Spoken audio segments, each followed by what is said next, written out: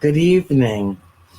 I have with me the Princess Peanut Butter Cup, and if you look closely enough, you will see that she is trembling from head to toe because we are having a thunderstorm. And so tonight I have to be, it's okay, baby. I have to be her thunder shirt because I'm her thunder shirt. Thank you for joining us tonight on A World Awakening. It's okay, sweetheart. It's okay. Come here, right here. This is my sweet girl. I'm sorry if my eyes are all red tonight because I've been crying for hours today. Hours. I found out for different reasons. Earlier today, I opened a package from a sweet, dear friend of mine named Brady. His family is Brady, the Baldwin family, Brady and Caroline, their folks. The most wonderful people, salt of the earth, wonderful people that I had the privilege of meeting last year. And why this beautiful young man um, is so attached to this old lady, I don't know. But he's one of several young men that I have that I'm either working with or that I met at a lecture or an event that seem to have a profound attachment to me. And so, whatever I can do, you know,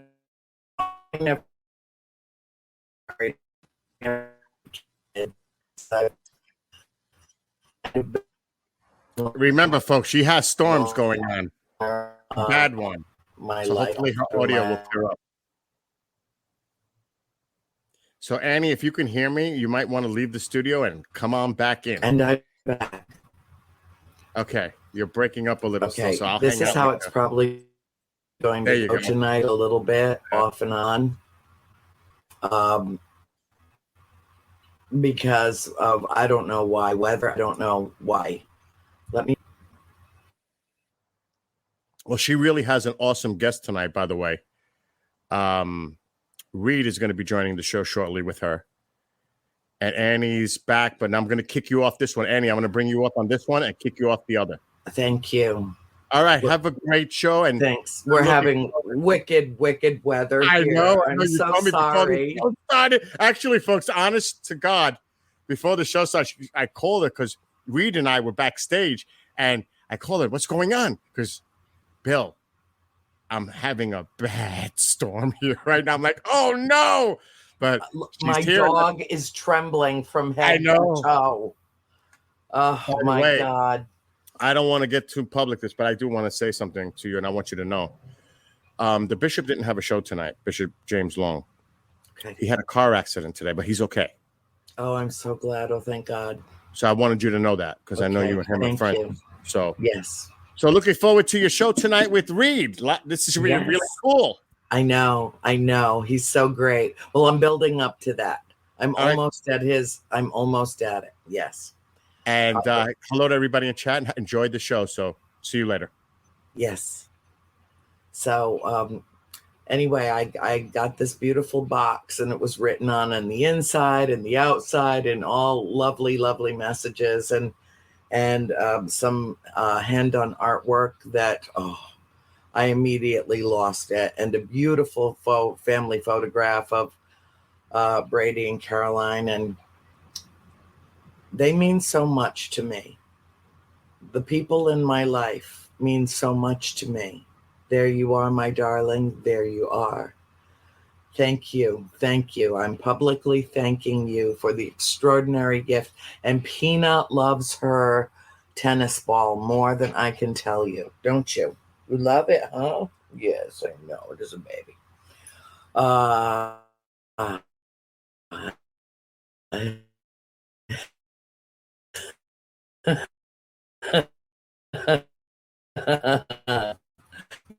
Yes, Melody, I will.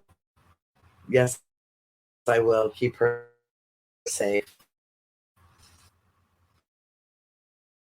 Oh, Oh, this is just going to piss me off. That's what's going to happen. Okay.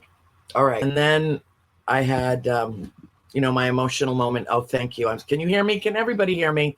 This blows. It's 2022. I should be able to talk to the moon and back without interference. We can hear you. You're just frozen on the screen, but we can hear you. Uh-oh. Maybe she cannot hear me now.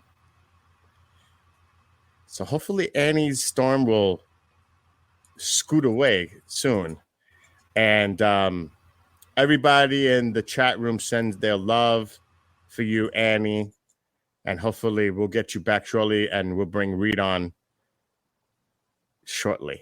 So I'm not bringing you on yet, Reed. That's for her to do, but I'm looking forward to hearing your involvement. I know you're a tour guide at the farmhouse and part-time caretaker, because I received your bio. So looking forward to you coming on the show. And I know you visited a lot of haunted locations in New England, and I think it's great what you and your team are doing. So I'm really looking forward to hear it in depth, some of the things that you've done. Someone's asking me, Erin is asking me, so I'll just do this while, where did I get this shirt from? This is actually Pine Bush Museum. I'll stand up a little. This is the Pine Bush Museum in the Hudson Valley that I'm involved with. I helped put the UFO fair together, which is June 3rd, the night of Pine Bush. It's going to be in the town of Crawford in the community center. And it's every year. And this year on June 3rd, tickets are available at pinebushmuseum.com. Lee Spiegel, Bob Spearing, MUFON International. Katie Grabowski, she's Colorado State Director for MUFON. Mark D'Antonio, he's an astronomer. I'm sure many of you know who Mark D'Antonio is. He's on numerous TV programs. And Shaul Costa, who does a lot of the data analysis collection of unidentified aerial craft, phenomenon, UFOs. I know this is more of a paranormal consciousness type of show, but on Tuesday, there is a very important hearing that's going to happen in D.C. The House Intelligence is going to have a hearing on UAPs Tuesday morning. You can find it on YouTube at House Intelligence on their channel. I'm sure it'll be on C-SPAN, and I'm not sure the mainstream media is going to cover it. But if you want to see the hearing live, Tuesday morning, 10 a.m., go check it out. I think it's going to be interesting. I find it fascinating. It's the first hearing in like 50 years. So it should be really interesting. So this is Annie now. Just so you know, I'm on the air, so they can hear you. What's happening? Okay. So I should keep the first thing to a minimum? Yes. Okay. All right. So I have no internet. Send me the link to our show. Yeah, I feel so bad for Reed. He's probably sitting there going, yeah, this would be the night. Send me the link to the show in text, babe, and I'll see if I can connect on my phone, okay? Okay, so I'll try to send that to you. So let me try that now. So you want me to send it to you in a text? I don't know if I can do it in a text. What about Facebook? No, because I don't have any internet. My computer is down. Okay, I have a way. I think I have a way. I'll send it to myself and then copy and paste it. So let me do that. Okay. I'll bring on Reed in the meantime so he can talk about it while I work with you. Yes. Okay. All right, bye. All right, so Annie's got no internet, so she's going to try to do it through her phone. Actually, Erin, I will do that. But I'm going to bring Reed on with me right now. And then, Reed, you can come on and discuss a little bit about your background. What's up, Reed? Hello. Nice to be here. It's a pleasure to meet you. Pleasure to meet you as well. So, as you heard me mention a little bit about your background and your involvement with the farmhouse, and some of the things you've done with your team. Mm-hmm. While I do this and get try to get Annie back, can you please tell those that are viewing and listening a little bit of your background, how you got involved, interested in this stuff? Did something happen when you were younger? How'd you start the group? How'd you get involved working at the farmhouse? So the floor is yours, Reed. All right, here we go. So for anybody who does not know me, my name is Reed. I'm 21 years old. I'm from Cumberland, Rhode Island. I'm about 20 minutes away from the farmhouse. And when I was really young, a lot of things happened to me when I was a kid, probably back to when I was about 10, 11 years old. The first thing I ever saw was I used to have really bad sleep paralysis when I was a kid. And I look over my shoulder and there's a set of orange eyes staring at me, and that terrified me. And from that point forward, I've always been surrounded by it. My mother's an empath, and she's able to pick up on a lot of things, and she has a lot of visions. And, as time went forward and things started happening with her, my friend Troy actually had a great idea. It's like, dude, I really want to start this YouTube channel with, catching the paranormal. And I'm like, dude, let's do it. So we've been doing it for close to about a year and a half now, and me and him have been doing investigations for roughly about 3 years now.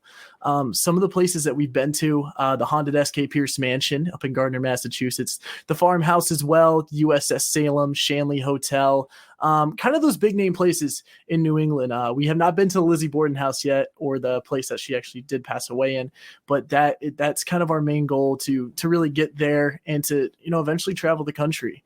And at least what I'm trying to do with this field and what I'm trying to do and just trying to portray is that even though people are gone physically, they're never gone spiritually. And I just want to show the world that there is another realm beyond us that we cannot see, but the people that are gone can see us. And I just think it's so cool that there is such thing as the unknown. At least from my personal experience, I can only speak from my end.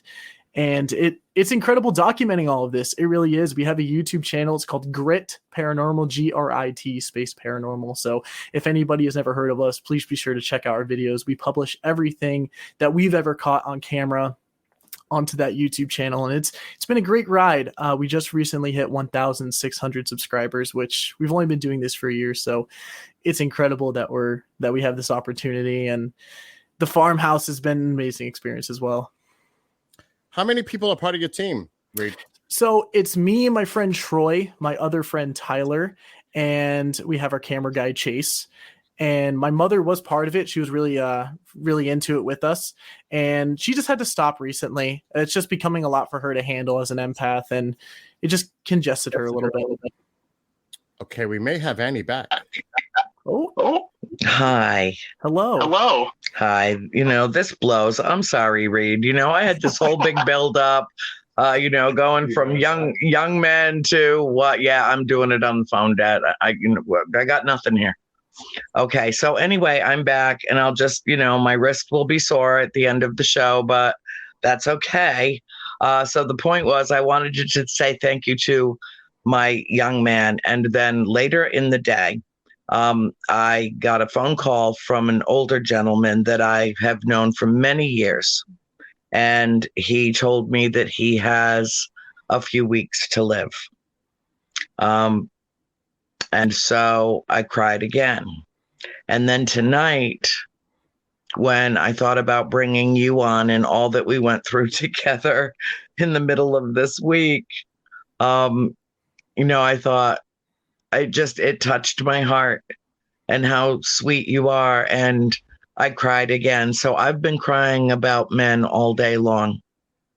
And I just wanted to let you know that I love you and I appreciate you. And I wanted to bring you on the show tonight to introduce you to a lot of people who are going to know a lot about you as the years progress and as the work that you do in this field progresses.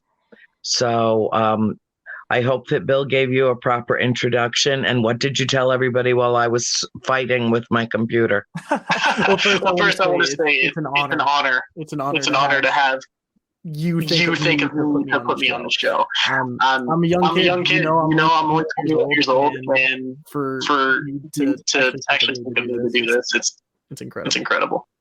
Time. Quick time from the Annie. Yeah. When you're not speaking, mute. Oh, really? We're getting feedback. I don't know where the mute button is. Echo. Do you have earbuds on your phone? No, it's a Bluetooth. Oh. We hear the. You have it on speaker? I have it on whatever it's set on. I don't know. Because we're going to have an echo. Yes. Mute when you're not speaking, and then unmute when you speak. I'm sorry, folks, but this is the way it's got to be. It's live radio and TV and YouTube and Facebook and KGRA, and we're all doing our very best in a world where this shouldn't be an issue. It's 2022. We should be able to talk to the moon and back. No interference, no trouble, no nothing.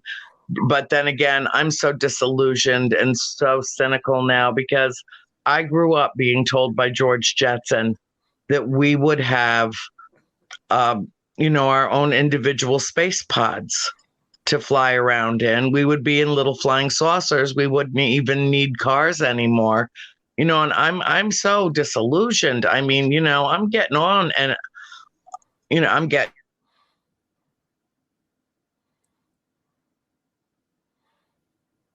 Oh boy, Reed. Oh man. Okay, I'm back. There she is. Okay. So just Reed, and I will mute. I don't know why we're having terrible. I think something came down around here. We heard an explosion. I don't know why I even still have electricity, let alone, this. So Reed, I will tell everybody about you, what you do, who you are, where you come from, and how much I love you and your mother. I'll be sure to do that.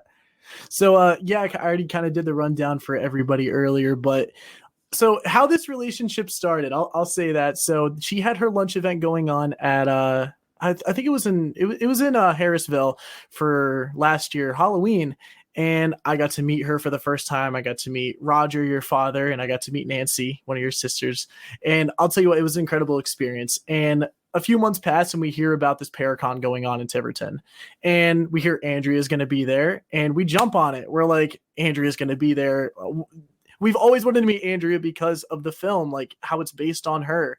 And we just want to hear her story, her side of it. And we go there and we're meeting up with her and she walks up to us and she's like, I remember all of you. Straight, like she remembers our group. And I'm like, you meet and talk to thousands of people a week. And the fact that you remember us three, it blows our mind. It means that we have some sort of impact on you as much as the impact you have on us. And later that night, you got to meet my mother. And you two fell in love. She called me the next day and said, Reed, me and Andrea are best friends. And it's still that's kind of the effect my mom has on people. She's such a nice person and she's very easy to get to know and to get along with. And I don't even know much to say about it. It's just incredible. And the relationship that me and you have built after it, we are so close. And I appreciate you for thinking of me and reaching out to me about what happened this week, and about this show and to help me get this exposure. It's not common for something like this to happen to somebody my age, to get this exposure and to have my message reach the world. And thank you so much for it. Really, it means a lot. It's my pleasure to help pass the torch. And, to you, to Cody and Satori, to Brady, to Brennan. There are so many young men in my life who have such a true interest and a fascination about this. And I function in some ways as an auntie, in some ways as a mentor, and a teacher to impart what I do know. And so to be able to have that with you and to have the in-depth discussions, the conversations that we have had is very meaningful to me. And I'll tell you another thing, it makes me very hopeful for the future. Very much so, because I know that as, old folks like, John Zaffis and, the old hags of the paranormal, as we hit our rocking chairs in a few years, we'll know that all of this work has been absorbed and is being carried forth and is in good, stable, mature hands. And that is comforting to me. Yeah, definitely. And also one of my guys up here, Tyler Reynolds. What's up, man? I made sure I shared this to everybody that I knew and posted it on my social media, and hopefully I got a few people in here that recognize me. But it's just incredible. I can't even really put it into words how much it means. Well, I know Tyler too. And at first I thought he was like in the room with you. And I was going to say, just put him on, pull a chair up and put him on screen, sit back a little bit. Both of you will show. But he's actually in the chat room watching the show. That's great. Hi, Tyler. It's so good. Satori's here too. Oh, God, I love her. I do. I hope all of your parents are okay with the fact that I'm kind of hijacking and adopting their kids. I can't help it. It's just, it's part-time work for me. I only get to see you now and then. But, I really... Oh, she's frozen for a second. There you go. Bear with me. Just bear with me, baby. I can't even help this. We're going to blame solar flares. We're going to blame thunder and lightning. We're going to blame the torrential rain. Mm-hmm. We're going to blame Mercury retrograde. We're going to blame Friday the 13th. We're going to blame anything we damn well please for all of this. It is Friday. The 13th. I forgot about that. It is, which is always a very lucky day for me. Always. Really? Yes, it is. In fact, the day I signed the contract on behalf of my whole family for The Conjuring was a Friday, November 13th of 2009, I think. Wow. Yep. Wow. I know. Long time ago. It takes a long time to make a movie, a feature film for sure. Yeah. And there are many that date, the number 13 comes up for me a lot. I see it a lot. So it's one of my numbers. So anyway, I forgot what I was saying. Oh, yes. But it's, what's important, like your team, what you're doing, what Grit is doing. I think of it as your team kind of gets down to the nitty gritty. You are really organic in your approach, in the way that you investigate, your whole intention, your methodology, your everything. You're very consistent. I talked to your mom about this. She's so proud. She's so proud of you. Thanks, Mom. She's such a wonderful woman. Oh my God.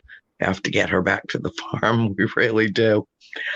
So you and I got to work together for the first time this week.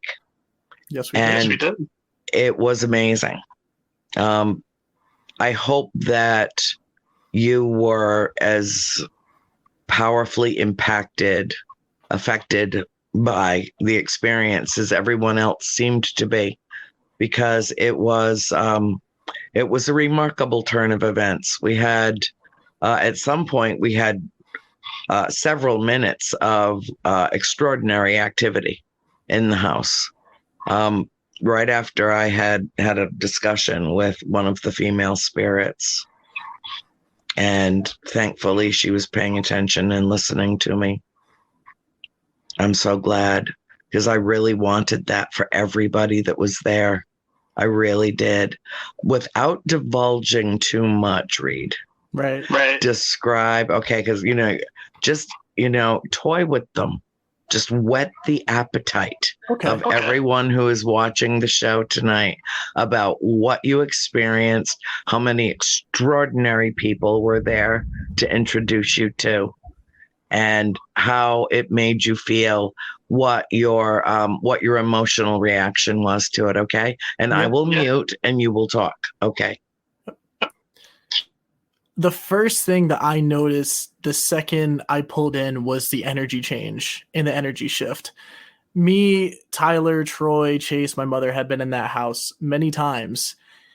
And when you arrived and you were walking throughout the house, and when we came in eventually, that energy was something different. It was heavy. Every single room, every inch, every space you went into, you could just feel the presence of people. You could just feel it. Even if you're in a room by yourself, you could feel you're in a room with 3 or 4 different people. And the emotion behind it, it's been a dream of our group and also myself to actually investigate with you, to actually be in the same presence as you. And doing what we did. And the reason why is because we knew the energy would be something ridiculous to capture. We knew the energy would be incredible. And there were spots when we first started getting into it that weren't, the energy was shifting towards certain places. And when I came upstairs with your session, everything was in that room. If you stepped out of the room, there's nothing. If you stepped in, you just feel all this heaviness and all these eyes that are just, you're being watched by. And there was a lot of emotion to it. I'm not going to lie. I almost cried because it was so impactful and so cool to see. So cool to see you doing your work, being, revisiting a place that you lived for 10 years and impacted your life forever. That is a reason why you've wrote those 3 books, and to have that story to tell. It was emotional, and I could see it on your face as well. I could see the emotion, and you were crying a lot that night too. And the people that were there, I mean, the guys couldn't be nice enough. They really couldn't be nice enough to me. I was the youngest person there, and meeting all those people that, honestly, I'm not gonna lie, I didn't know who Ken DaCosta was before that night. I'm not gonna lie. But afterwards, later on, looking into who these people actually are, I'm like, oh my God, like these people are like, do this. Like, they've been around forever. Let me say something about that. Suck up to that man as much as you possibly can. Yeah. Get to know him. I'll tell you why. He is a walking encyclopedia. He is brilliant. He is a beautiful soul, very much like yourself. I really, in a way, I actually see you as kind of a young version of him. He is funny as hell. You'll laugh your guts loose. He's really great with all sports things, and he will teach you more about the paranormal than even I could, because he's done so much research. My experiences are that. They are experiences which I impart. But he is a true blue investigator who will show you the ropes in a way that I never could, because frankly, I don't know what I'm doing, and he does. And he's had some experiences with Cody and Satori that are mind-blowing. You really, really need to suck up to Ken DaCosta and get into Rise Up Paranormal as an adjunct to your own group. I really think you should, and you will. It'll be like a quantum leap into like a giant step, truly. Okay. I'm gonna take that into mind now. Yeah. Well, you would be a great addition to what they're doing, and you guys, you 3 guys are serious about this. I know you are. We've talked, and you have an innate curiosity, a really deeply rooted fascination with this subject matter that will, if you follow your intuition, will lead you in the right direction. And always, no pressure at all, but you guys are kind of here to save the world. No pressure. Certainly to help enlighten it. Yeah. Certainly that. Like you said, passing the torch. Yes, exactly. And I'm trying really hard not to get burned by it when I do it, because there's a part of me that doesn't want to let go yet, because there's more to do. So if I grab it back and I singe my hair, just put me out, okay? Okay. I got you. But when I'm tired and I'm just laying on the couch, it's all yours. You run with it. All of you run with it. And I hope that there are more of you out there. I hope that by giving you this exposure and sharing what what you've learned already, will attract more people, like-minded people of your age group. How old are you? You're like 12, right? Yep. Yeah. Now, I know you've already served in the military, so you have to be of age. Yep. I'm 21 years old. 21 years old. Yeah. Thank you for everything that you do and for who you are. that means a lot. It really does. It really does. You're just precious. Okay, so talk about some of your experiences, and I'll put it on mute so I don't echo. My arm's getting tired here. Okay. This sucks. I really want my computer to work. Oh my God. Okay, so go ahead. I'm gonna mute me and talk about some of your experiences that have enlightened you, illuminated your path, so to speak. For sure.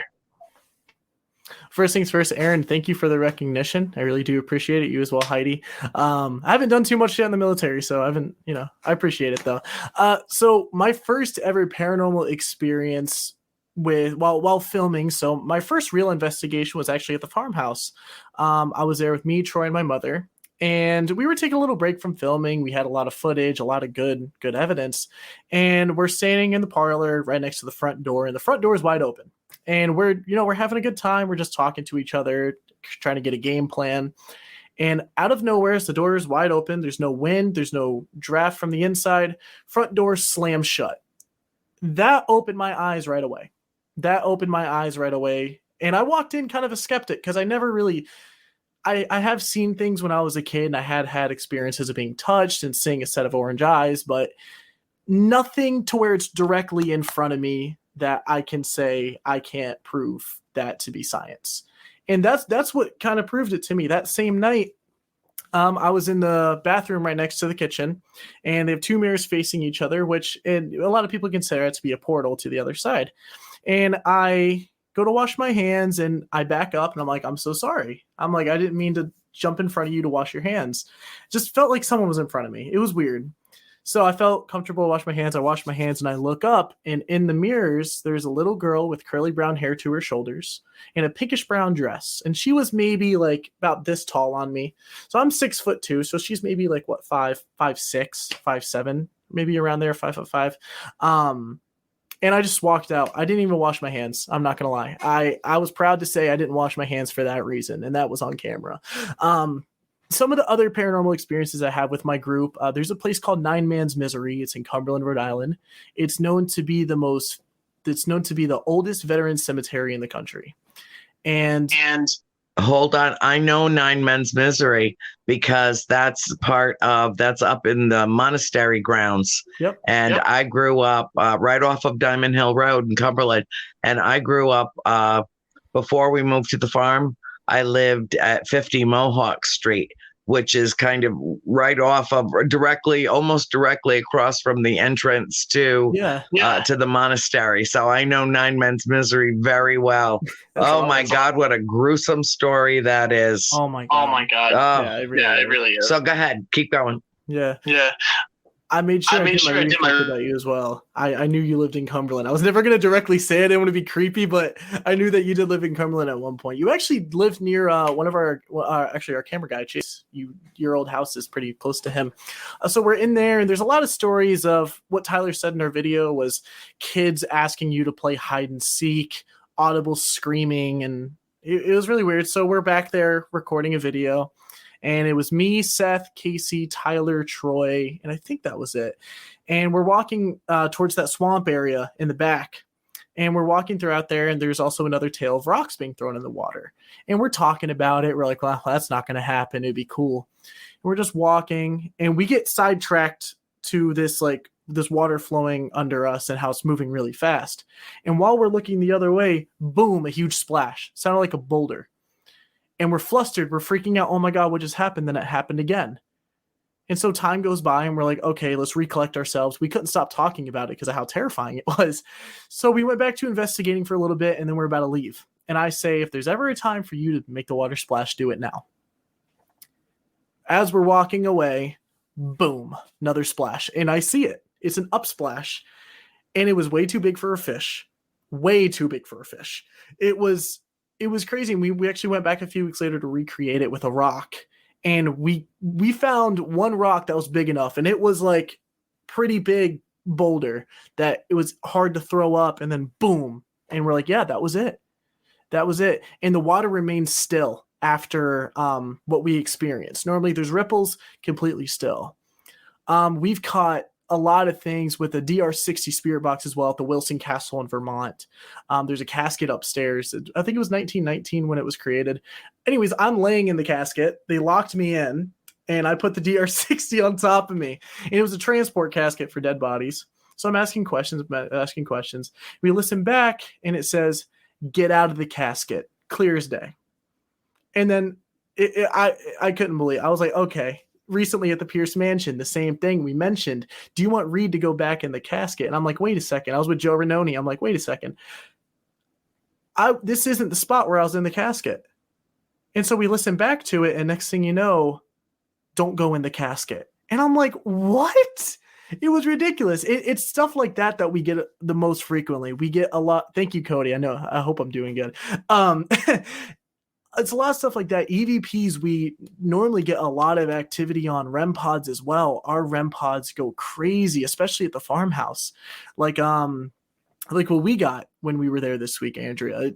It was ridiculous. It was ridiculous how active it was with a fresh battery and everything. There's nothing with the battery that could have messed with it. It was ridiculous how active it was. And yeah, that's really what we do. Our group is all about setting the intention of we're here in peace.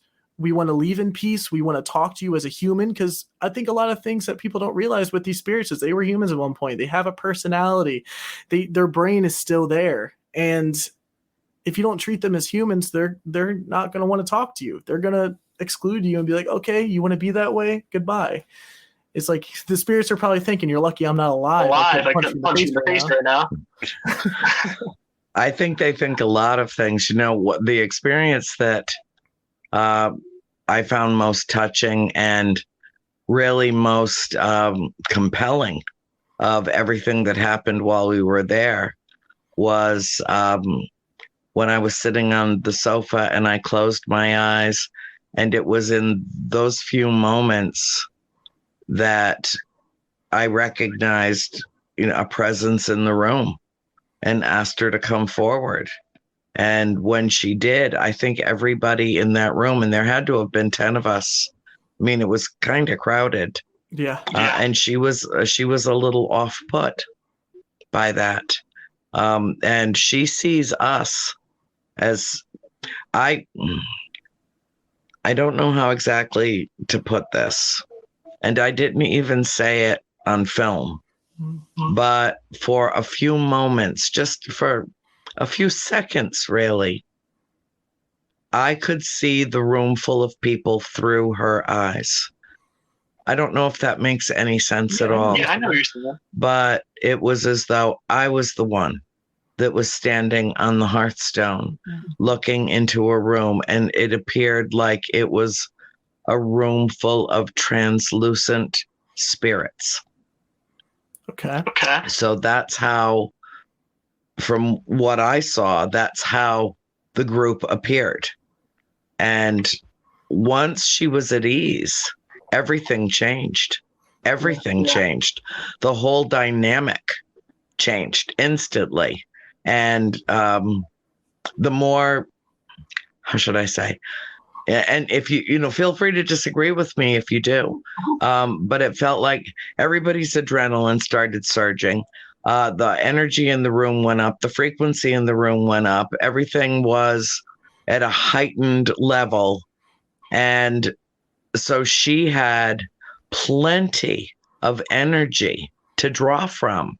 And I think that's why it was as active as it was.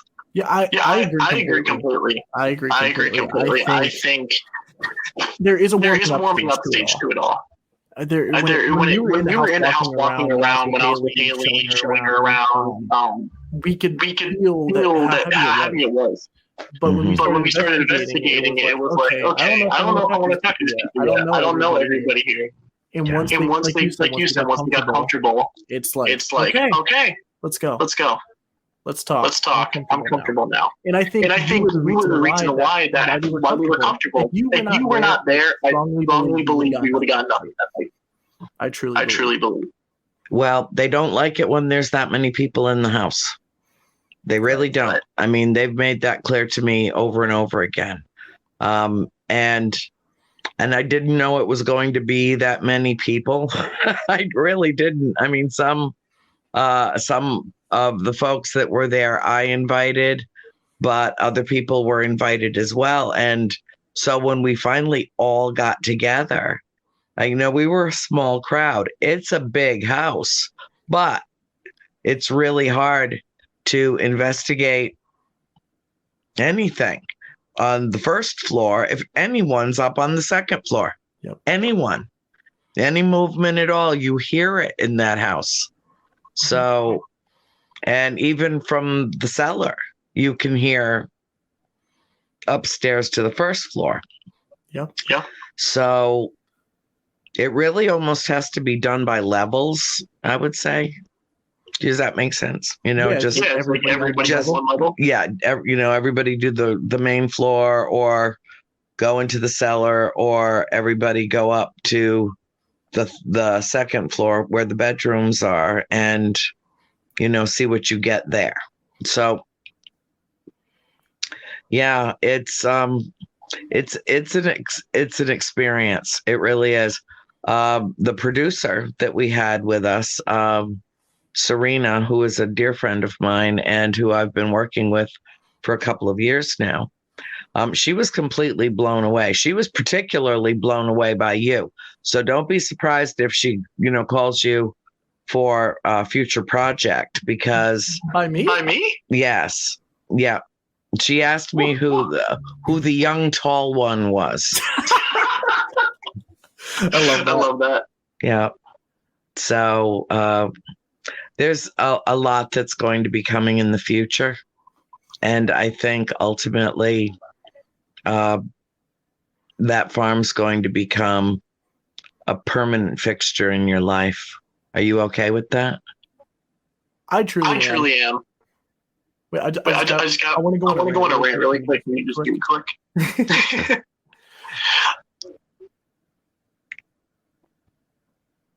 I truly am ready for it. This is what I want to do. If I get a phone call from Serena, I'm gonna jump on whatever she has set and planned. If she asks me to be part of it, I'm ready.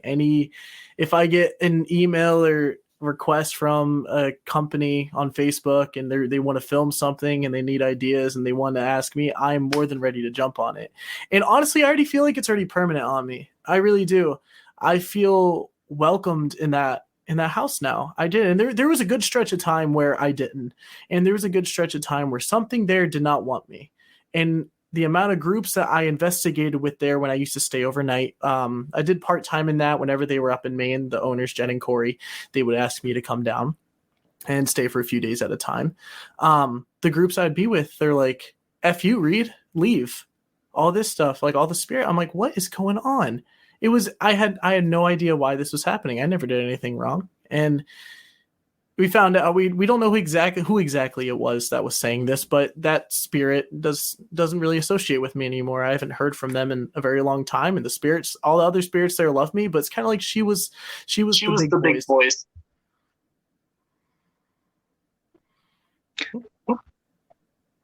And would she talk? Was she speaking through spirit box? What was she speaking through? A lot of it was spirit box. Okay. Did you use the Estes method? Yes. Did you? Okay. Did you pick up any EVPs of her? Was it the same voice? No. I don't think so. I'm just curious about the voice, because I have a tendency to, there are voices that are familiar to me from the farm. And so I'd like to, do you have it recorded? I don't think I have it recorded, but I want to say she sounded like she was like in her late 30s, early 40s. Around there. Mm. Maybe it was just they're passing in and out, or just passing by. But something there did not want that for a good amount of time. I generally don't. I don't really think of the spirit activity at the farmhouse as them just passing by. Right. I think that every spirit that's there, it has an attachment formed to the house that is because they either lived there or it was an important place to them in their lives. There's something really important happened there to them. And so, we generally didn't have unusual activity. It was very similar in terms of repetition, I guess. The same types of things would happen all the time. And it always felt like it was being perpetrated by the same, this happened when that one was around, and this happened when that one was around. And so it was around the time the house went up for sale. Mm-hmm. So maybe with me being there really frequently, they looked at me as maybe an owner. With Jen and Corey, since they're so comfortable with me, so they're like, "Why are you selling me?" Maybe it was that. I don't know. I don't know. That was our like reasoning for it. Like they didn't fully know the story of why everything was happening. And maybe they were just upset with everybody. I think that sometimes they get upset when there's too much activity compressed into too short a time. Okay. There. Okay. And I think that they are, they feel their feathers have been ruffled. Now, they went from living in a relatively peaceful, quiet place in the country to it being much more active with humanity. And when you have a lot of people passing through a place, they leave their residual energy, they leave their intentions, everything is energy. It's, ask Tesla, ask Einstein, ask Anka, there's everything is energy and consciousness. And so when you have an awful lot of activity through the house and a plethora of personalities, I think each and every person leaves an imprint. And I think that's what they're responding to. Maybe. Yeah. There's a lot of people in and out of there. Yeah. So. Were you there the night that somebody put some powder or baking soda down on the floor in the boarding room, and when they came back in to check, there were drawings in it? No, were you there? I never heard about that. Oh. I don't know who did that. I'm going to have to ask who did that. I'm sure somebody, Erin probably knows. She knows everything. But yeah, it was, or it might have been Rob Stakowitz and his team. But yeah, I have to say that what you've collected and compiled there, along with what everyone else has that they've openly and willingly shared, has been really kind of a comfort to me. I don't feel like I need any validation or that I require vindication. I don't. But it is nice to know that many, many, many other people have had experiences at that farmhouse, not just my family. If it was just my family and there were no stories about prior owners and the whispers in town about the old haunted house up on Round Top Road, if none of that had existed, and then after we left, nobody else had any experiences in that house after that, then I would say, oh, well, maybe my family's like, bunch of weirdos and, I don't know, maybe we triggered something. I don't know, maybe, but no, this is an ongoing experience for everybody that goes in there with the proper skills, the proper attitude, and reverence and respect. They're the ones that seem to get the most evidence of activity and to literally feel, a presence around them. Have you ever been in the house, Reed, when suddenly it felt like the temperature plummeted inside the house? Yes. Okay, talk about that.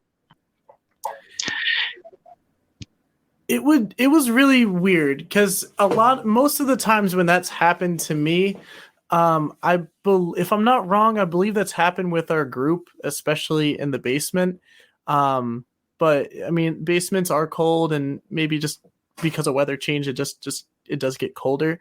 But I have had many times when I was there by myself or when I was with somebody helping me watch the place, being upstairs, specifically in the middle bedroom, and just a kind of a gust, just a gust of cold air. And it catches you off guard pretty bad. It really does. It catches you off guard because you're so used to how the energy feels in the house, and when that gust of wind comes by and hits you, it gives you chills, and you're like on your toes. You're looking for everything, and it's a weird feeling. But for me, I want to say it's more of a reassurance feeling that like, hey, I'm here, just letting you know, I'm just popping in, saying hello. And that's one thing the spirits always like to do with me. One morning I was changing the sheets, actually in your room, in that the yellow toy car with the red wheels.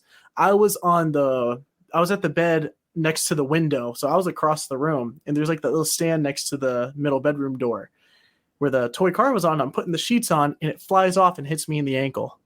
And I'm like, what? And it's just them saying, hey, good morning, I'm here.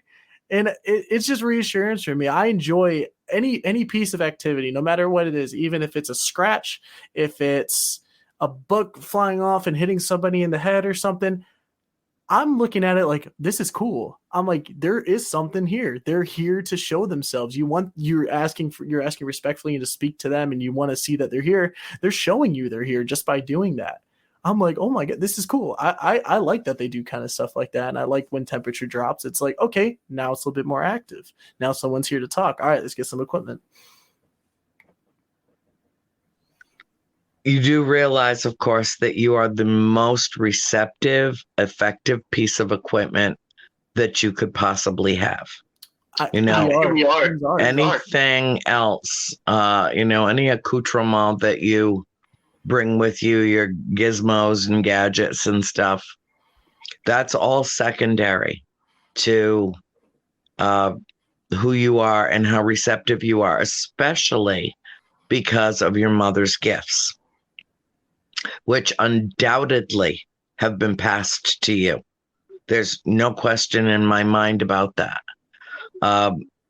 So I would encourage you to follow your instinct and your intuition in the house, and to communicate in such a way with the spirits in the house that they are completely familiar and comfortable with you, so that when you walk in as a guide, when you walk in as like kind of a fixture in the house now, that they're comfortable enough to make their presence known to you. Do you have an experience every time you're in the house? I'm trying to think. I've been there a lot. No. I don't. Not every time.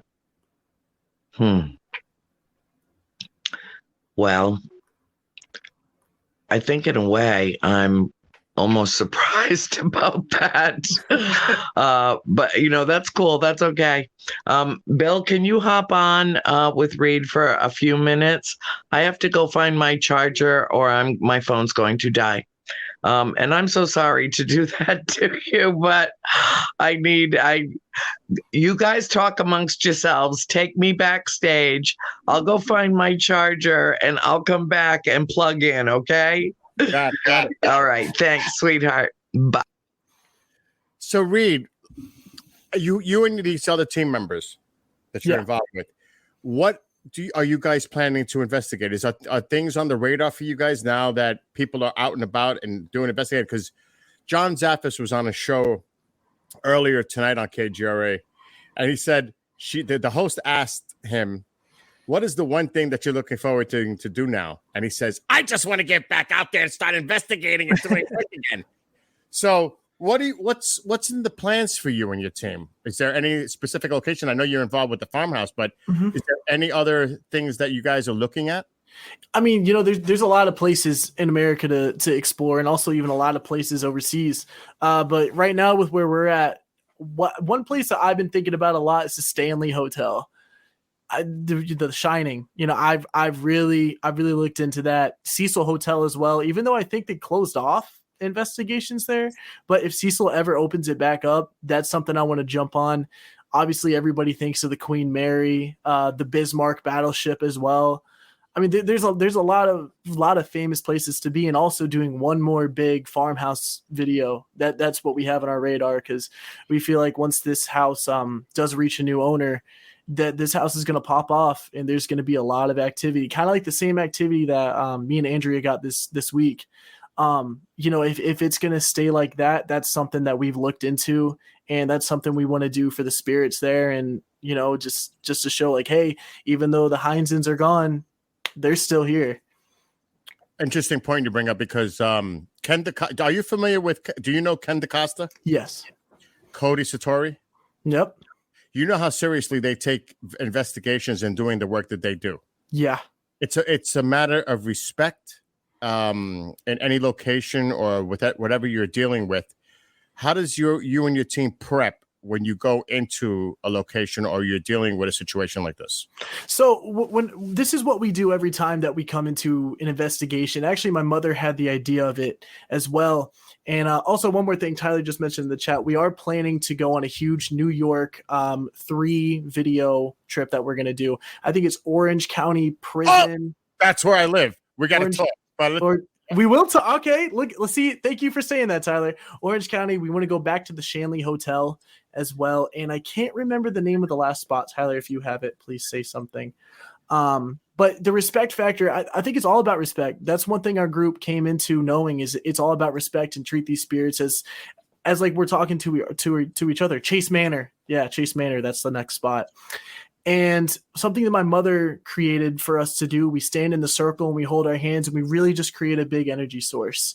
And we sit and we say our intentions, what we're there to do, what we want to portray, and what we're there for. And it's never about, we never once in our investigations are we like, oh, this is fake, let's just leave. It's like, if anybody's here, can you please speak to us? We want to hear your voice. We want to share you to the world. And we ask politely if we're able to. And if they say no, we're like, okay, cool. We're not going to go there. We're not going to like, we'll be talking about, say, a war at a cemetery, like a veteran cemetery.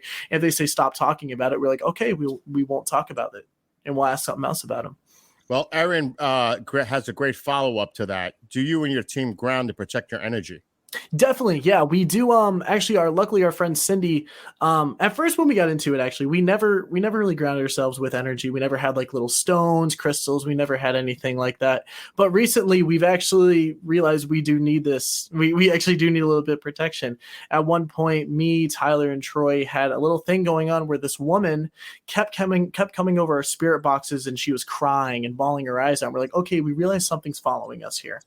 So we have these bracelets that we like to wear. We like to charge them up on our own time. We have like little stones, like obsidian stones, quartz as well, that we use.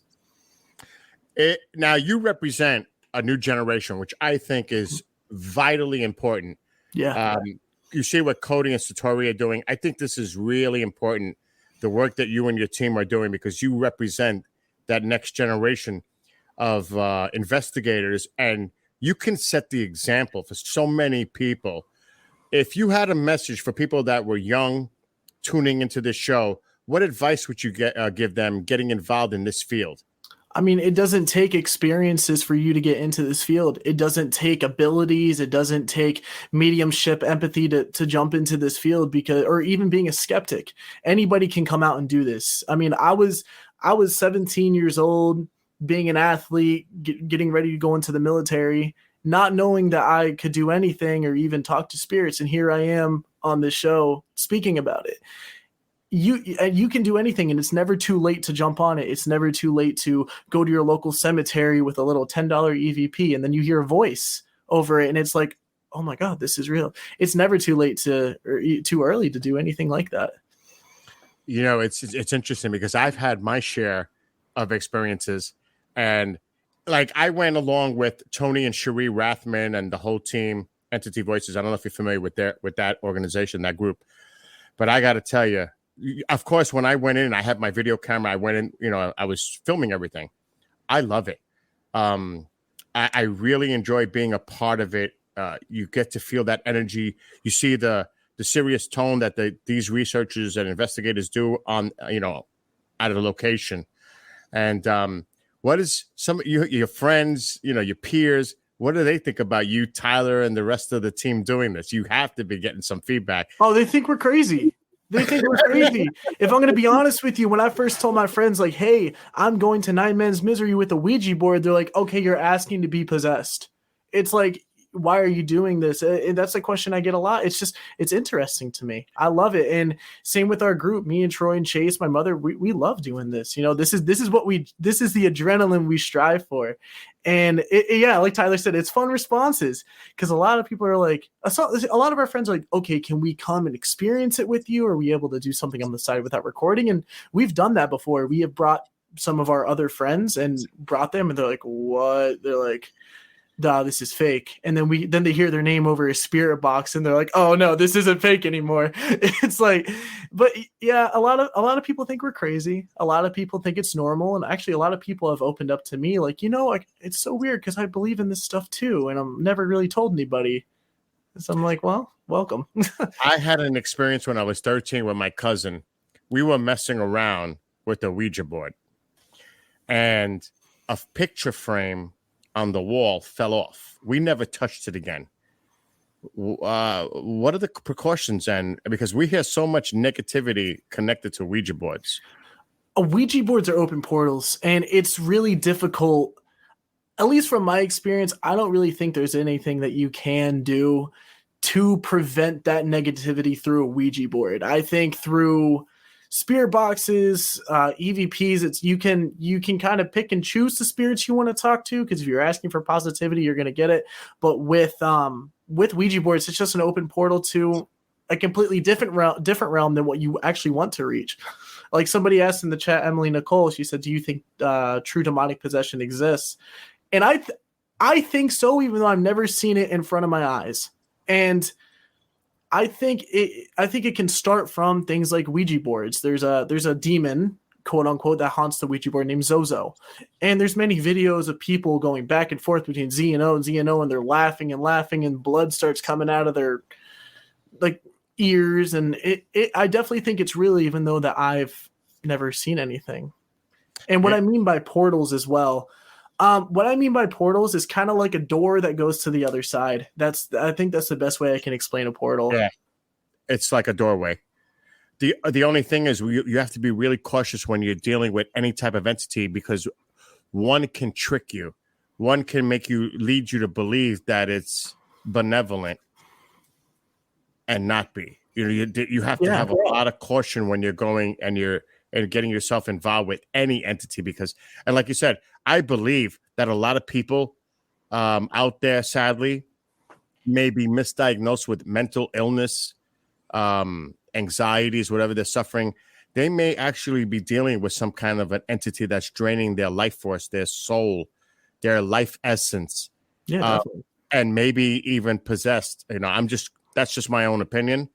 I think there is a possibility that is going on. I'm not saying, of course, all or half, but in some cases, that might be what's going on with some of these individuals. And there are cases of that too, of like somebody who's just been down and down and down, and next thing you know, say they need an exorcism, and next thing you know, everything shoots right back up, and they're like, okay, I feel good now. I feel like myself. Well, I think Annie's back. Oh. Remember Annie. Reed, I gotta tell you, keep up the great work. You team. You represent the future and the present. So keep up the great work. And definitely contact me in regards to New York, Orange County. I'm in 100%. All right, Annie, don't forget to mute. Okay. Can you hear me? Yep. Wonderful. Oh, that's so great. Okay, so here's the thing. Like, my charger blew in my office, so I had to go find another place in the house where I could actually plug my charger into the wall and charge while we do the show. And this is the nature of doing it live, unfiltered, unrecorded, unedited. So I hope you've had a good conversation with Bill. He's a very learned man. He's a wise old bird. I tell him all the time, and then send him a picture of an owl. So I'm glad that you had a chance to chat with him. Did you share? I was running around the house like a maniac looking for an extension cord that does apparently not exist in the house. So I missed everything that the two of you were talking about. And so catch me up. What did I miss? Just your mic. Just gotta mute it. Can you hear me? Really just talking about, he asked me a lot of questions about just my group and my future plans and what I want to go with. And talking about Ouija boards as well, talking about, is there a way to communicate with positive ones? And my answer to that was, through my personal experience, you're talking to spirits that act as positives, and then they flip a switch and like, nah, I just pulled you in, now I got you where I want you. Answering some questions in the comments as well, about, demonic possessions real, that kind of stuff.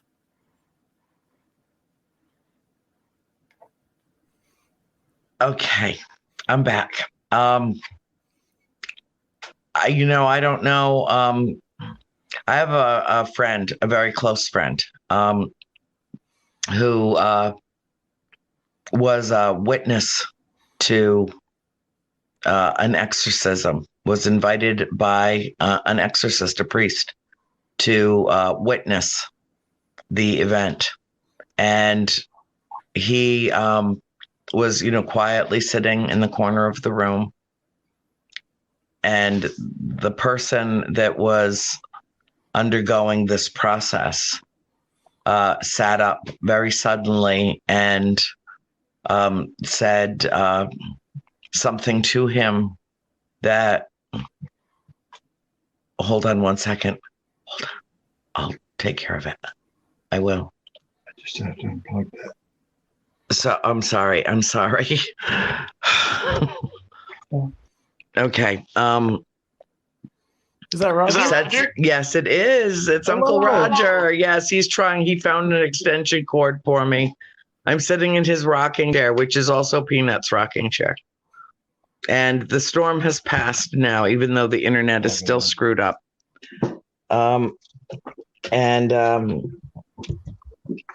So, okay. Oh, recharging. Okay, great. There we go. Thank you, Dad. Oh God, dang it. I forgot what I was saying. Okay. Oh, so anyway, the person that was undergoing this ritual, this process, said something to him that only he could have known about something that happened in his childhood when he was 6 years old. And he entered the room that night as a skeptic, and he left that room as a believer. Yeah. Because what he heard, it was absolutely inconceivable that anyone else knew about it. Only he did. And it changed. It was a paradigm shift. It changed him. I think that we don't understand so much of what we study, so much of what we research and seek, that it is impossible for any of us to say with any certainty that demons exist or that there is some spiritual force that is pure, unadulterated evil, or that there are fallen angels such as the devil, or, so called so many names, Lucifer, But I don't know if demons are real or not. But I do know that what attacked my mother the night of the seance at the house was pure, unadulterated evil, and it wasn't of this world. And it was so powerful that it could have killed her, and it didn't. It wanted to make its presence known to Mr. and Mrs. Warren and everyone else in the house. And that it was so intense that it terrified the spirits and subdued the activity in the house for a couple of months afterwards. The whole house went silent. It was probably the most bizarre period of time that we lived there, because we were all in a frame of mind which basically whittles down to what's going to happen next. Is anything going to happen next? Is it over? Is it done?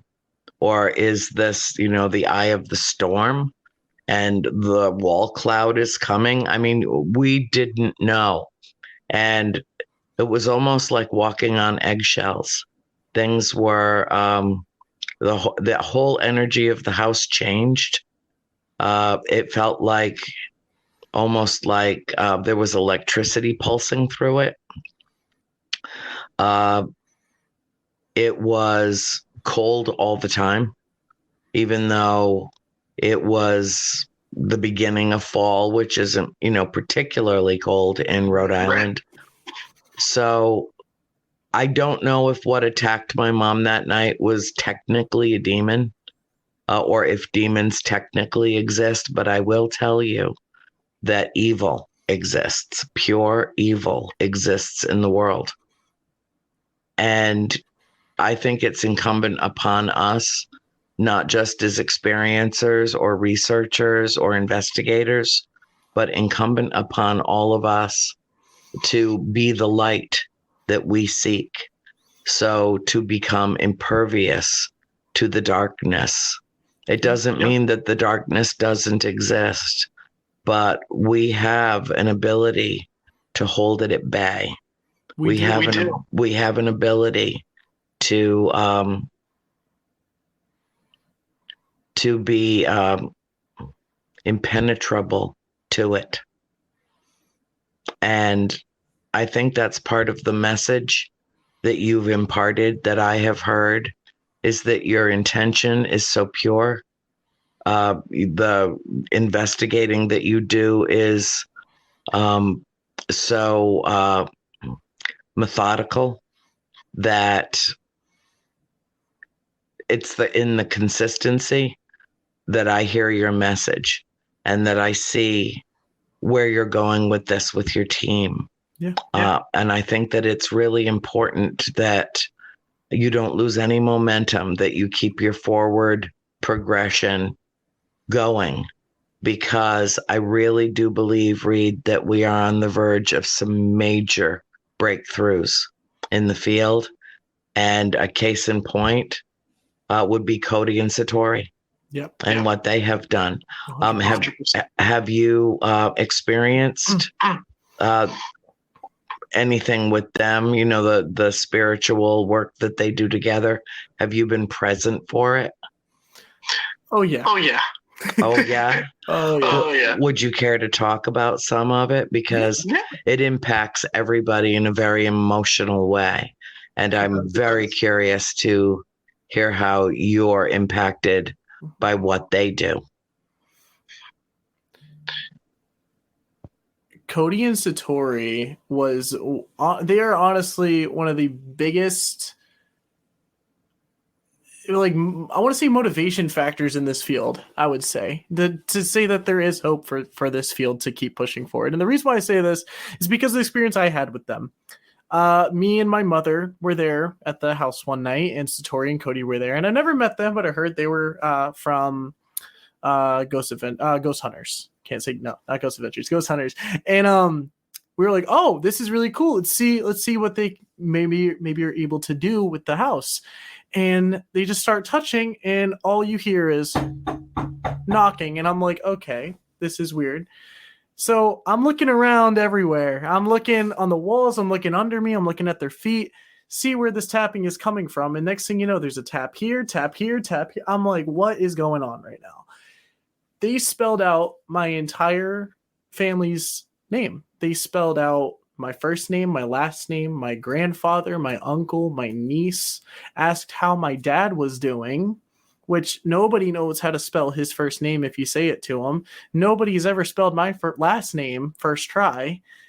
And I got to speak to my grandfather and my uncle again. And it really does have an emotional toll on you.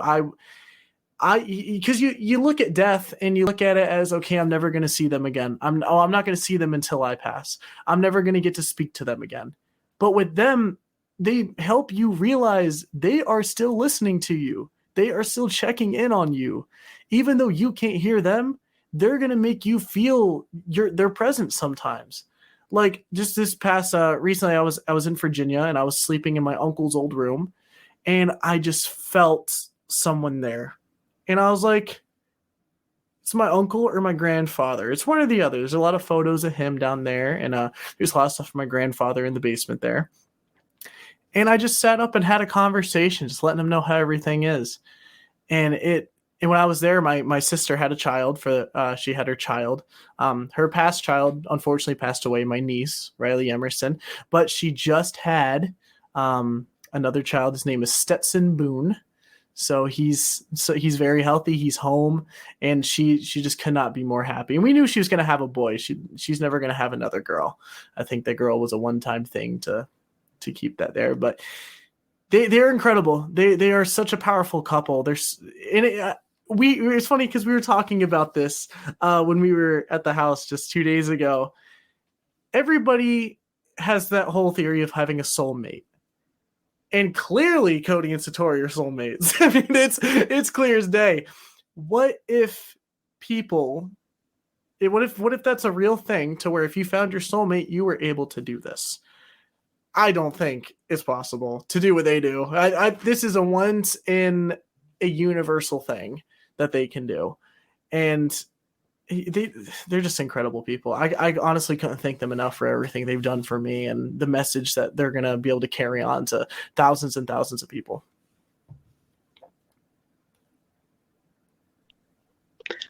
The one thing that I find most fascinating about them is that they seem to function as one. They become as separate, distinct individuals when they lock arms or touch hands or just hold each other. They become a conduit.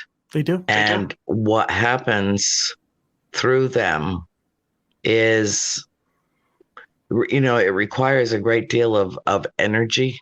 It requires, it's very emotional for them.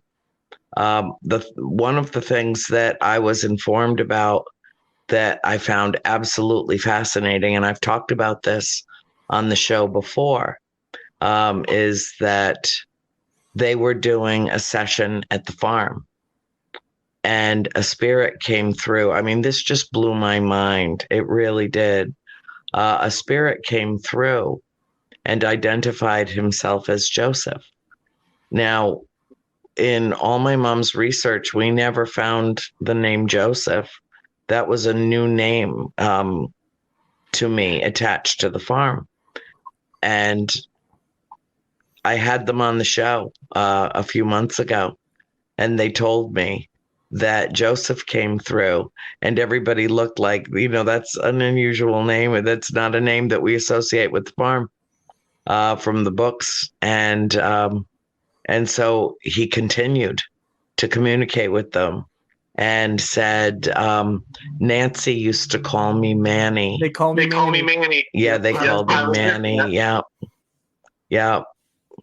Now, all these decades, we thought it was most probably Johnny Arnold that we had seen over and over and in the house. And for that to happen. And in fact, when we were at the house, the other night, I said, I want Joseph to come through.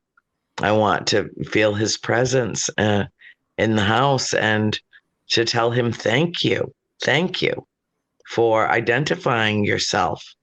All these years later, we're still learning things about that farm. Little tidbits of history and the mystery of it. All these years, decades and decades later, we're still learning things about it. So for me, that's one of the real fascinating elements of living at the farm.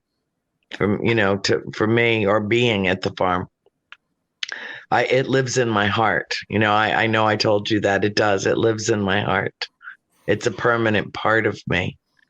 So I'm so glad that you go and do what you do there, and that you help others to understand and help others set their own intention when they come. As a tour guide of the house, you're in a powerful position to be able to set the tone, don't you think? And is that something that you attempt to do? It's being the tour guide is telling people the real story. And that is a really big responsibility. And with I have rehearsed it many times at the tour in each room with some of my friends. I've okay, you're going to listen to this full tour. Okay. And I just want to make sure I get it all right. And, it's a big responsibility. It's an honor to do it, to carry the story on, to tell so many people the story. And I can't wait to when tours open back up again to keep sharing the story, because of what's happened so recently and the evidence with Satori and Cody that we've gotten in validation of evidence, I can just add and add and add more stuff to it. And it's incredible that the whole Joseph story, when Joseph came through the first time, I remember Satori and Cody came through. They call me Manny, and he was very shy about saying his name because he was so used to Manny. And it's what's your first name? Joseph. And I'm like, oh. We're like, oh my God, it's Joseph. So that whole night, it was that was the what event was it? It was the day of that marriage, Dustin, when he had his wedding. That I think it was that night that we got it. But we're talking to Manny downstairs. Music boxes are going off like crazy. He's playing with it. And I honestly didn't get a sidetrack, but I just cannot wait to share the story to thousands and thousands of more people. And it's a big task to handle. It's a big responsibility, but I'm ready for it. Yeah, I know you're ready for it. And it is a big responsibility. It really is, because there are some people that are attracted to that property only because they want to go there and make fun of it. Only because they are perfectly willing to, for instance, exploit my mother's trauma and pain, or any other member of our family. And there have been some people there that have brought with them what I think is extremely negative energy. And so, this has been a very interesting experiment in how people respond to a place like this. Some are very, deeply respectful, humble, walking in. Some are cocky, like, oh, I ain't afraid of no ghosts. You get a very wide variety. When you bring in a team of 4, 5, 6 people, not only do you get all those individuals, but with them comes their individual intention, their energy, their curiosity, their, everything, every element of their character travels with them. And so to impose that on the house is to alter the dynamic of the house for the time period where the filming is going on, or the experiments are going on, the research is going on, everything that's going on. And there's a really big difference. And you saw it the other night, between going in there and saying, we're here for you to teach us. We're here to communicate with you if we possibly can. It's entirely up to you. We want you to be comfortable. We welcome you. We hope that you welcome us. Everyone here has the same intention, and that is to be able to communicate in, a meaningful way with the spirits that owned this house first in life. And there's a big difference between that and coming in there like, I'm going to prove that none of this is real. I'm going to prove that this is all a big fat hoax. I'm going to prove, and sometimes people can easily hide their intentions. And that's something that you really can't vet against or guard against, because I think that everyone knows how to lie. Everyone knows there's not a human being on the planet that's never, ever, ever told a lie and then kept the secret. And so it's the same thing. You can go into the house, presenting a certain way, but with an entirely private agenda. And we've seen that transpire. Corey and Jen have seen that. As hard as they try to keep the riffraff out, it's pretty near impossible. And so to know that it's safely in your hands when you're giving a tour, and to know that because you are so engaging and so informed about what occurs there and willing to share your own experiences, I think that you're an extra added bonus of actually getting to see the house. And I really hope that what you do continues into the future. It's a lot different than being a tour guide at, like, for instance, Sturbridge Village. It's an entirely different thing, what you do. And you do it very well. And I would encourage anybody to, take one of the tours that you do, just to get your perspective on things. I have one specific question that I want you to address, and I was thinking about it before we started the show. And I'll give you a few minutes to answer it and give you even a chance to think about it. But the house has a reputation for, and I know firsthand, its ability to alter and agitate men. And I wanted to know if you've ever had that sensation where you've walked into the house and you were in one mood entirely, which was good and buoyant and happy to be there. And then after being in the house for a while, if you felt your mood become perhaps, and this is not a leading question, I'm feeding you these emotions deliberately to see if any of them strike a chord. If you feel like you're agitated, if you feel like you are feeling angry or anxious for no reason, if you feel sullen, if you feel sad, if you feel sleepy, think about all those words that I just told you, and then through your own recollection, tell me if you've had that experience in the house. Okay. Yep. So my second time at the house is actually where all of that did happen. The name of the spirit is the name William. Now, I know the graveyard that's like on that trail all the way in the back that leads, I know John Huntington found it. There is a a little boy's grave named William, who I believe was like 8 years old. The spirit perceived to be William. And I walked in like, let's go. This is going to be an awesome video. I'm with the guys. Tyler's first investigation. This is going to be an awesome video to be back at the farmhouse.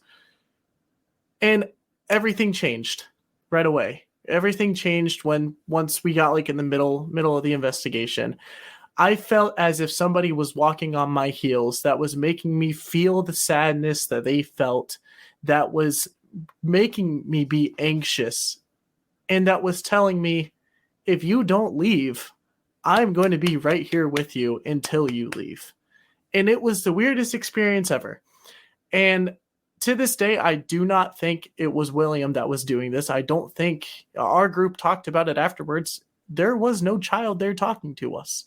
That was not a child that was on my heels making me feel that way. I was crying. I was feeling this pain and agony that they went through.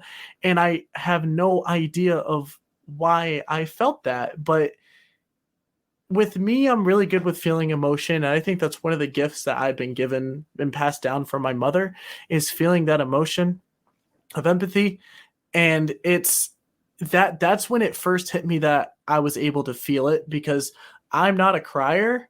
I'm not somebody that gets emotional, like just walking around a house. But I can't remember what happened beforehand, but I know afterwards we were talking about the Williams story, and we were talking about how, the staircase that goes downstairs right next to the kitchen, that little small door, apparently behind the wood, there was an old well behind there. And I guess the story of William is that he drank horse tranquilizer and drowned. He fell in there and drowned in the crawl space. There's no documentation of it. There's no record that it did happen. But they said his name was William. He was 8 years old. There's a grave that matches it, but the story could be wrong. And I was like, why would this child be doing this to me? And then over your spirit box, you hear, you stole, what was it? You stole him, or you took him away. And I'm like, is the family mad at me for William liking me? Is that what's going on? Are they making me feel pain because he likes me? It was very weird and very different. And I've never felt anything like that again. I've never had an experience like that. Well, I mean, I've cried in the house after that, just because like when the whole house went up for sale, I would literally sit in the living room and be like, why is it selling? I'm so sad. I want to buy it. But that was just my first, it felt like an attachment almost, where something was just be like, hey, I control you now. And like you said earlier, we do have the ability to completely be impenetrable from them. And all it takes is to do this. Just stop. It's just like, put your barriers up. You can put up a wall right in front of you to where nothing can come in. And people just, I guess they don't recognize they can do it. But that's when I recognized, okay, I need to learn how to do it. So yeah, that's my story with it.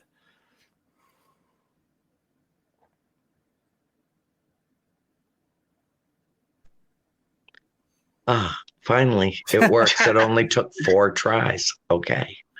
I know your mom's had some experiences at the house that have had a very significant effect on her emotionally, and that she's able to pick up things with ease, relative ease there. And, she has shared some things with me that, I won't share here. One of these days I'll get her on the show and she can tell her own stories. Yeah. Because they are her stories. They're her experiences to share, or not, if she doesn't want to. But I do know that the two of you are particularly tuned in to the house for some reason. And I have to speculate that there are some people, for reasons we do not know, that are especially compelled to be a part of that place, to have that place willingly become a part of their lives. Now, that's great when you're making new friends and you greet each other and you say, Well, we get along really great. Let's work on a friendship here. This is wonderful. That's one thing. When it's individual human beings. But I'm telling you, Reed, you have a relationship with the farm, and you're not the only one. You aren't. You are not the only person who has been so drawn to that place that you want it to be a permanent fixture in your life. And I have to wonder if it is some ancient familial connection that draws us to the place, or if we've known each other in perhaps different lifetimes, different dimensions, and this is our gathering place. So I know that's a big philosophical thing to throw at you, but what do you think about that hypothesis? I definitely think it's possible. I mean, I'm a strong believer in past lives. I'm a strong believer, and I think everybody has a past life, and it can be portrayed through your dreams. I mean, when I was really young, my mom can attest for this. I used to run. I had a carpet that was like a square, and I would sleepwalk and run it like it's a baseball field. And I had many dreams when I was really young, playing on the Yankees in the 50s with Joe DiMaggio and Babe Ruth, and I've had a lot of dreams like that. And it's weird because I'm like, I still love baseball. So maybe that was my past life, being a baseball player for the Yankees. If so, I won a lot of championships. So that was pretty cool. But no, definitely. I mean, I think I told this to you on Wednesday. It picks and chooses who they want to be connected to this. And instantly, I mean, ever since, obviously the movie came out, I've had a draw to this forever. It's just always been drawn to me. I'm like, I've always wanted to go there, and I just want to be there. At first, it was just because of the movie. I'm like, everybody wants to be there because of that movie. Everybody sees the movie, they just want to be there for it. But I'm just like, I want to come back. Over and over, I go there, and I'm just like, I want to come back. I want to come back. When's the next time I can come over? When did somebody cancel? Okay, I'll be there in 10 minutes. I'm always ready to go back and back and back. And maybe I am drawn to it. Maybe it is something ancient, like an ancient realm, but maybe we did know each other in a past life. That, there's a lot of possibilities, and maybe this is like the safe house for us. Even though a lot of people look at the house as maybe it's not such a safe house, to me it's a safe house. To you, it's a safe house. To a lot of people, it's a safe house. I think that one of the things that's magical about the farm is that it opens your mind to the possibilities, to the infinite possibilities that can exist, because it's not just the farmhouse. I've told people 1,000 times that, that old place in the country for me is a portal cleverly disguised as a farmhouse. Yep. But it's the barn, it's the land, it's the river, it's the energy that's on that property. You can literally go into the back of the house and find yourself a flat stone to lay on the stone wall, and you can feel the earth trembling through the stones. You can feel a vibration in the stones. And when we were kids, we used to do it. It's like, it's like, I don't know, poor kids massage. I don't know. It's like, the vibrating chair, except you're laying on a slab of stone, and you can feel the river running through the property. It's really an amazing thing. And I don't know if you came out while we were sky watching, if you were outside with us while we were doing it. Did you? Good. Several people had experiences out there. It's never not active when I'm there. And, I wish that, because I was on call to go right back into the house, and I could only slip out for a few minutes, every now and then to have a cigarette. I didn't get to do as much of that as I wanted to do. It was just, the time element. And because it was such a scattered, fractured, we're going to shoot this and then we're going to shoot that room and then we're going to do this and then we're going to do that. And so I didn't really have time to focus and, to do any of my singing or, to really open it up. I didn't have my phone with me for the camera. Because remember it was pretty overcast for a while that night. That's the best time to get the best shots and the best evidence, because what you're seeing is able to penetrate a dense cloud cover. But I do believe that there is some point of correlation and integration between what I refer to as the galactic family and the spirits at the farmhouse.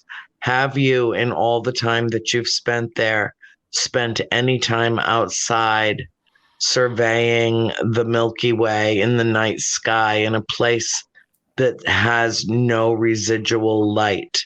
Have you had any experiences there that were in any way, a revelation or an illumination for you? It's a good question. It's a good question. I've definitely sat on the back porch and just when the sun starts going down, just sit on the back and just look around, have a like water, Gatorade with me, have some food, get some pizza from Elite Pizza. I've done that, but I honestly, I've heard the stories. I've heard you say many times that there are lights in the sky, and I have sat down and I have looked up and I've been looking for them, and I never caught them until the night that you were there this week. I never caught it until you were there, and like you said, it's never not active when you're not there. So it's like, as soon as you mentioned it, I was like, okay, I'm gonna go outside and look. I didn't see anything. You went inside. I came back out. Flash. Oh, there it is. Flash over here. Oh, here it is over here. Flash. I'm like, okay, yeah, no, this is real. It got me really good. But the times I'm there alone, I'm really just so focused on really building a connection with these spirits, really building a bond with them. And it's funny because me, Satori, Cody, my mother, we've all had conversations, Tyler and Troy as well. Troy's in here too somewhere in the chat. We all said when we all pass away one day, we are going to meet up here and we are going to give people that investigate there a great night.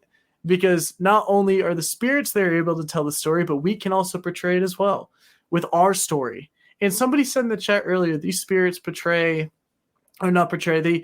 pick and choose the ones in the future, like I said, for the next story, the next chapter. And I truly believe that the group, like me, my mother, Satori, Cody, Jen, Corey, even their daughter, Madison, I think this is the next chapter. And there could be something that could be written on this, and there's something big that could happen with this chapter. Because before Jen and Corey, you couldn't come onto the property for anything. You couldn't come here and investigate. You couldn't see the real story. The real story would have never been shown. It's good for people to actually, not even just read it from your book, but to hear it over a spirit box as well. Like, oh, she said in the book, they say the same thing. Getting sidetracked, but yeah, I have looked up in the sky at night, and I'll tell you what, on a clear night, it is beautiful looking up. It is beautiful just sitting up in the yard and just looking back there. It really is.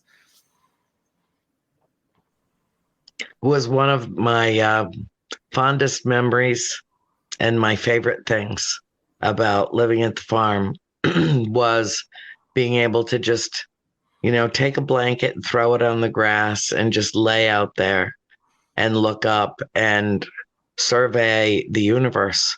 I mean, you can see everything. There are no street lights out there. There's, all the houses are so far away that even if every light was on in one of the neighbors' houses, it wouldn't cast any light onto that property. So it really is secluded, very isolated, and yet as expansive a view as you would generally get on planet Earth. There's only about 3% of the Earth's land surface that is not electrified. Really, only about 3% that doesn't have street lights, that doesn't have areas where you're going to get some amount of residual light. And so it really is wonderful to be able to turn the lights off in the house and go lay outside. And I want you to experience that. And I will tell you that they know who you are now. Yeah, I know. I know. They know me pretty well. Yes. And so just be open to it, my darling. Be open to it and continue to move forward, hopefully, the way that you have, because you are the future. You are the light. It is so important that people with integrity and a solid intellect and a real pure curiosity continue forward in this field, so that not only what we've accomplished is not lost, but that we can build upon that. It is, if you have anything else left to share, we're winding down. We're almost done together. It's been such a pleasure. I apologize profusely for the technical issues that we've had. It's okay. But, it is Mother Nature, and she wanted to throw a temper tantrum tonight. And so that's okay. She's allowed. It's her planet. Somebody asked you a question. What is the best part of the house? What is the best part of the house? To me, I can't say that there's one place in the house that I love more than another, but the room that I'm most comfortable in and that I feel most welcome in is my old bedroom. And I think it's an absolutely beautiful room, and it has great character, and it's so very unique because of that outdoor window that's indoors and leading into the boarding room, and it's got the cubby holes in the walls. And I used to sit for hours in the big little closet just outside the boarding room door. Yep. And it's hard as hell to open it. It's only got a little tiny knob on it. But I would, when I needed to disappear in that house, when I needed some downtime and when I needed not to be found, I would go in there and I would pull that door closed and just sit quietly in the dark and think. And that was my escape hatch, I guess. So I would say that is probably my favorite place in the house. But for me, the house is the lead character in the whole story. It's as though it's alive. It is alive with death, but it's also alive with the promise of an afterlife. And that's what makes it most special. And it's like a school. Yep. It really is. It's like or a museum. It's everything. It's everything all wound up in one thing. And I think that's what mostly attracts you to it. Yeah. I want to, as we say goodnight, to have the chance to bring Bill back in, because I know how much he admires you and what you're doing. And, I want him to be with me as we close out the show tonight. I think he'll probably have some plans for you, my dear. Oh, yeah. I'm actually really curious about where you guys are going in Orange County. But we'll talk about that privately. All right. Because I definitely want to meet up. I have a lot to do, Reed. Okay. I do live skywalking as well, so yes. I'm looking forward to meeting you, Tyler, and Troy. Yeah, it's gonna be great. Now, before we go, let everybody know where they can find you and your team. Yeah, for sure. Andrew, can you repeat real quick? Yeah. So if anybody is curious of where to find me, where to find my group, if you go on youtube.com and you type in Grit Paranormal, GRIT space paranormal, you'll be able to find our content, our YouTube channel, and you guys can see all the places that we've been to. And yeah, that's where you can mainly find me. And Andrew, you said if there's one thing that I can say for everybody in here, and also I'm going to answer my favorite place in the house. My favorite place is the living room. I'm able to just sit down, just feels like everybody's around me, just a place for company. I'd say that's the spot I go to talk to the spirits there. And if there's one thing I got to say is anybody can do this. The more that you do this, the more that you learn, the more that you know, you grow as a person, and you really start to discover yourself. I was having some trouble finding myself and finding my passion. And next thing you know, I went to the farmhouse, and now I've been to so many haunted locations, I couldn't even count them. So yeah, it changed my life. So, now I'm able to do all this, and I cannot wait to meet up with you, Bill. That state, I think it's a jail or a prison or something like that. I can't remember where. We'll get, like I said, because I think I got to take you over to Pine Bush too. We'll talk off air, but oh yeah. It's been great having you on. I wish you the best to you and your team and Mom. And I got to tell you, a lot of people in the chat room tonight were saying how that house brings families and people together. It does. It really does. Some of my closest friends came from that house.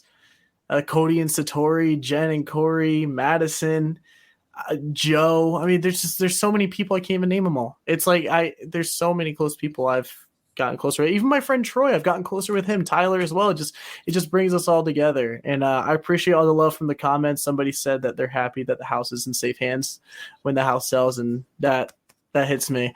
So and we're all going to be involved. So I'll be in touch with you, Bill. I'll send you some emails. We can exchange numbers, and we'll plan something.